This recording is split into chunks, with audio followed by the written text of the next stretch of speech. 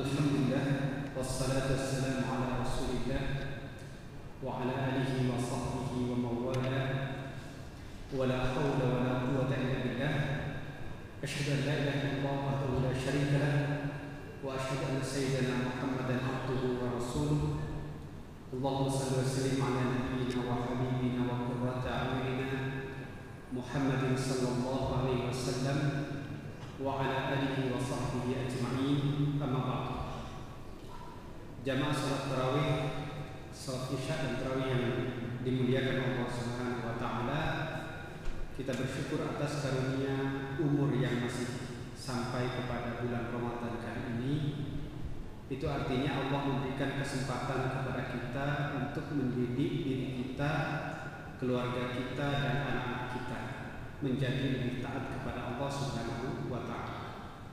Karena itulah Ramadan itu disebut sebagai bulan pendidikan. Jadi kalau selama ini misalnya kita kesulitan mengarahkan anak kita, mengarahkan suami kita untuk taat kepada Allah, misalnya suami jarang sholat, anak misalnya pergaulan bebas, istri misalnya sering membantah dan kurang taat kepada dua suami, maka bulan puasa Ramadan inilah kesempatan untuk merubah diri kita dan semua anggota keluarga kita.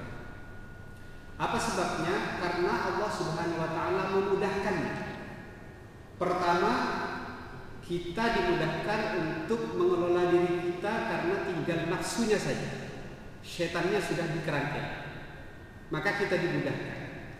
Yang kedua, Allah buka di bulan Ramadan ini nuansa ketaatan yang luar biasa, sehingga bahasanya adalah ughliqat abwabun nar wa futihat abwabul jannah. Ditutup pintu neraka, maksudnya pintu-pintu kemaksiatan disedikitkan, lalu dibuka pintu surga, maksudnya pintu-pintu ketaatan dimudahkan.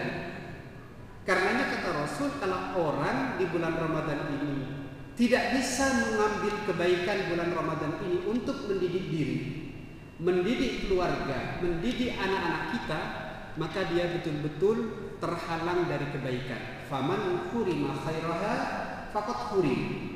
Orang yang terhalang dari kebaikan Ramadan, maka dia betul-betul telah terhalang dari semua kebaikan. Ma'asyiral muslimin yang dimuliakan Allah Subhanahu wa taala, beberapa hari yang lalu saya membaca sebuah kisah yang sangat miris. Seorang ibu membawa anak putrinya ke seorang ahli ruqyah. Dianggap anaknya karena kecanduan HP yang sedemikian rupa, dianggap kesurupan. Lalu apa yang terjadi jemaah sekalian? Si ahli ruqyah ini tidak langsung mempercayai. Dia terbiasa dulu menginterogasi dan menggali ada apa sebenarnya pada orang ini. Jangan-jangan bukan masalah kesurupan, jangan-jangan memang ada masalah pada dirinya. Setelah digali, tersingkaplah sebuah fenomena yang selama ini mungkin kita semua di sini tidak terbayangkan. Apa yang tergali dari situ? Bahwa si anak ini ternyata, mohon maaf, terbiasa berbuat asusila secara mandiri di rumahnya. Mungkin ibu sudah paham maksudnya secara mandiri, saya tidak perlu menjelaskan. Yang lebih parah lagi, dia itu berbuat asusila secara online dengan teman-temannya, dengan membuka aurat di depan secara online dengan teman-temannya. Dan itu, masya Allah, itu sudah fenomena yang sangat kadang-kadang kita tidak sadari. Lalu si ahli ruqyah ini nanya, apakah kamu juga punya teman-teman yang biasa bercerita seperti yang kamu lakukan? Maka sejauh ini, banyak Pak. Banyak teman-teman saya juga melakukan demikian dan lebih ahli dari saya. Karena ini jemaah sekalian, pendidikan itu kata kuncinya adalah khawatir. Bahasa Al-Quran itu pendidikan itu adalah kekhawatiran orang tua kepada keluarga, kepada anak didik. Kok nggak nyaman? Oke. Kepada keluarga dan kepada anak diri kita. Sehingga disebutkan dalam Al-Quran, orang tua itu harus wajib punya rasa khawatir. wajib punya rasa khawatir ya, kepada anaknya. Dalam surat An-Nisa sering kita ulang-ulang ayat ini, cuma saya ingin mengambil dari sudut pandang yang lain barangkali nanti. Wal yakhshal ladzina law taraku min khalfihim dzurriyyatan dhi'afa. Saya akan membahas kesempatan ini karena singkat. Saya akan membahas sisi khasyahnya. Apa sisi khasyahnya? Hendaklah para orang tua punya rasa khawatir terhadap anak-anak mereka.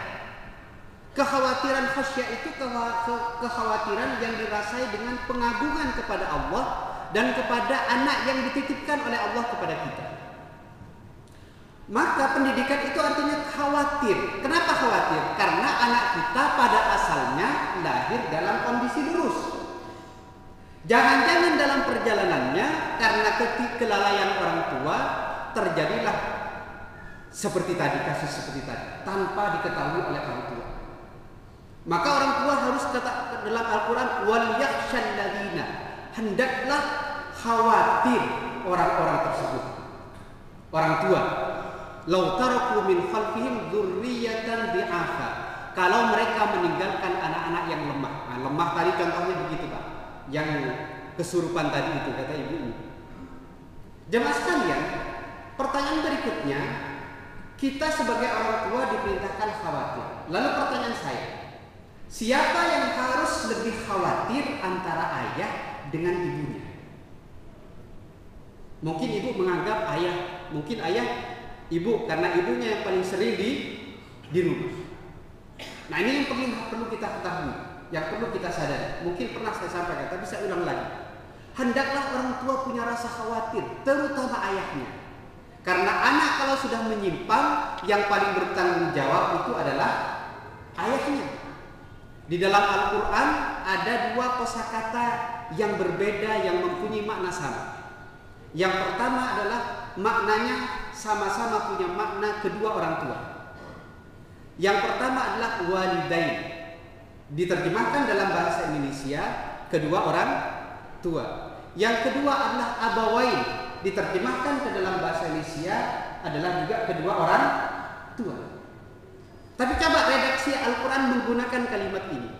Kalau anak kita taat baik, maka bahasa Al-Qurannya wabil walidaini ihsan. Terhadap kedua orang tua hendaklah berbuat ihsan, berbakti. Pertanyaannya, siapa yang lebih dibakti antara ayah dengan ibu? Maka jawabannya adalah ibu. Makanya bahasanya adalah menggunakan kalimat walidain. Waladayanidu, melahirkan. Yang melahirkan adalah ibu. Maka kalau misalnya anak kita baik, maka ibu yang paling mendapatkan porsi lebih besar. Tapi kalau anak kita rusak, anak kita menyimpang, maka penggunaan katanya di dalam hadis Rasul sallallahu alaihi wasallam, kullu mauludin yuladu 'alal fitrah. Setiap anak lahir dalam kondisi suci. Fa abawahu ayyuhawidanihi. Maka kalimatnya menggunakan siapa? Abawahu. Kedua orang tua, tetapi kata dasarnya berasal dari kata abun, yaitu ayah. Itu maknanya bahwa yang paling khawatir, harus paling khawatir di dalam keluarga itu adalah para ayah yang hadir di sini.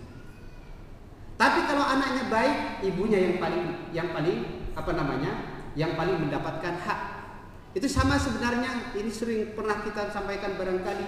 Kalau anak kita rusak, sekolah, misalnya ada sekolah, anaknya, murid-muridnya banyak yang rusak, yang paling bertanggung jawab kepala sekolahnya. Tapi kalau anak-anaknya cerdas, baik, yang paling berperan adalah gurunya. Maka ibu di dalam rumah tangga seperti guru di dalam sekolah, dan ayah di dalam rumah tangga seperti kepala sekolah di sebuah madrasah. Maka kalau rusak, yang paling bertanggung jawab kepala sekolahnya. Kalau anaknya baik, yang paling berperan adalah ibunya. Nah, kesalahan orang tua, kesalahan para ayah adalah mendapatkan guru yang kurang baik. Nah, makanya guru-gurunya perlu di bulan Ramadan itu dididik dengan baik.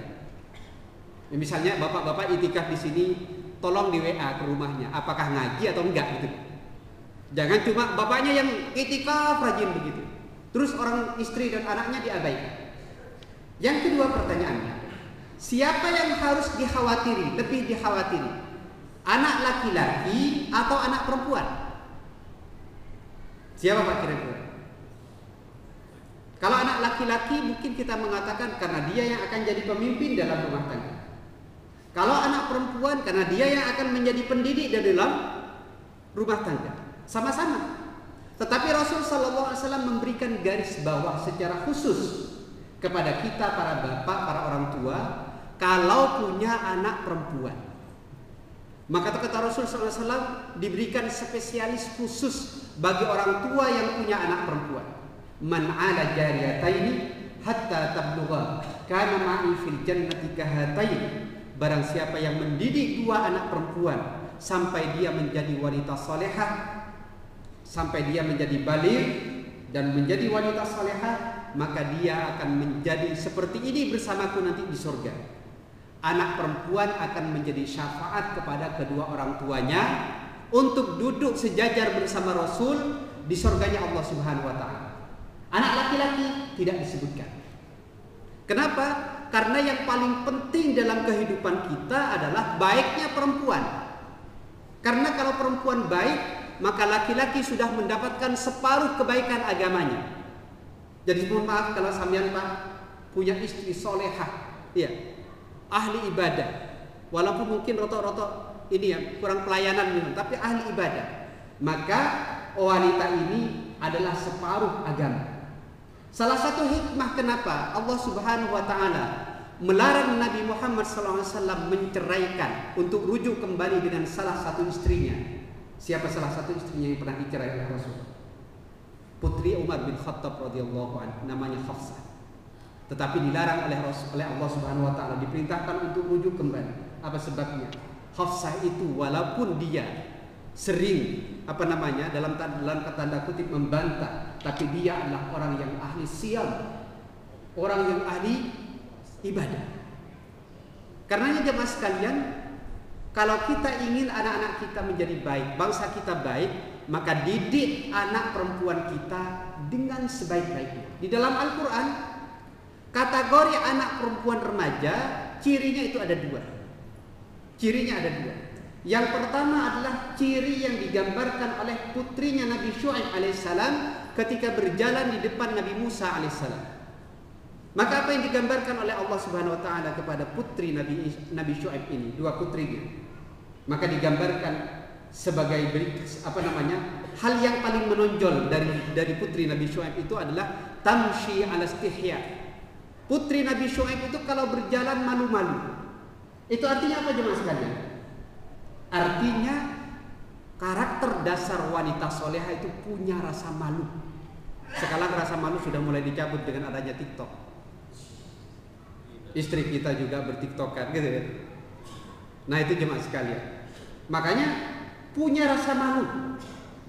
Perempuan wanita soleha digambarkan. Kenapa Allah tidak menyebut sifat putrinya Nabi Syuaib sifat yang lain? Kan dia juga misalnya cantik atau misalnya lembut, tapi yang disebut oleh Allah Subhanahu wa taala dari putri Nabi Syuaib itu adalah tamshi ala istihya, berjalan dengan malu-malu, pemalu benar. Itu artinya Allah ingin mengajarkan kepada kita lewat kisah ini, didiklah anak perempuanmu dengan rasa malu untuk tidak mengumbar sifat-sifat buruk di depan publik. Yang kedua, di dalam Al-Quran disebutkan salah satu ciri wanita anak solehah, anak putri solehah adalah sebagaimana digambarkan kepada ibunya Nabi Isa alaihissalam, Siti Maryam, ketika dikabarkan oleh Allah Subhanahu wa taala bahwa dia telah akan melahirkan seorang anak, maka jawaban Siti Maryam ini menjadi ciri bahwa dia betul-betul wanita solehah. Bagaimana mungkin aku punya anak? Walam yamsasni bashar. Aku tidak pernah bersentuhan dengan laki-laki manapun. Maka ciri yang kedua adalah wanita soleha itu adalah ketika tidak melakukan pergaulan bebas.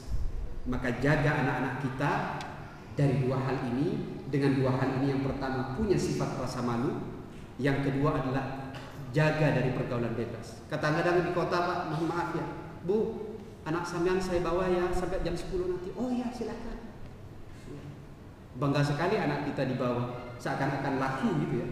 Padahal laki-laki itu Pak, laki-laki itu sifatnya kayak orang pergi beli buku Pak ya. Kalau sampean datang ke toko buku, apa yang sampean lakukan? Sampean pasti cari buku yang tidak bersampul kan? Untuk dilihat. Pertanyaannya, ketika sampean beli yang tidak bersampul atau yang bersampul? Beli yang bersampul. Sama, sebejat-bejat laki-laki itu pasti nyari perempuan yang masih bersampul, bukan perempuan yang sudah banyak disentuh dengan banyak laki-laki. Nah, ini kira-kira bulan Ramadan adalah bulan pendidikan. Maka saatnya kita betul-betul mendidik diri kita, mendidik istri kita, mendidik anak kita untuk taat kepada Allah Subhanahu wa taala. Kalau di bulan Ramadan ini kita kelewat, lalai, tidak memperhatikan pendidikan keluarga kita, bagaimana mungkin di luar bulan Ramadan bisa lebih? Karena Rasul sallallahu alaihi wasallam sudah bersabda, "Faman hurima khairaha faqad hurim." Orang yang tidak mendapatkan kebaikan bulan Ramadan, maka dia betul-betul terhalang dari kebaikan. Aqulu qouli hadza wa astaghfirullahal azim. Assalamualaikum warahmatullahi wabarakatuh.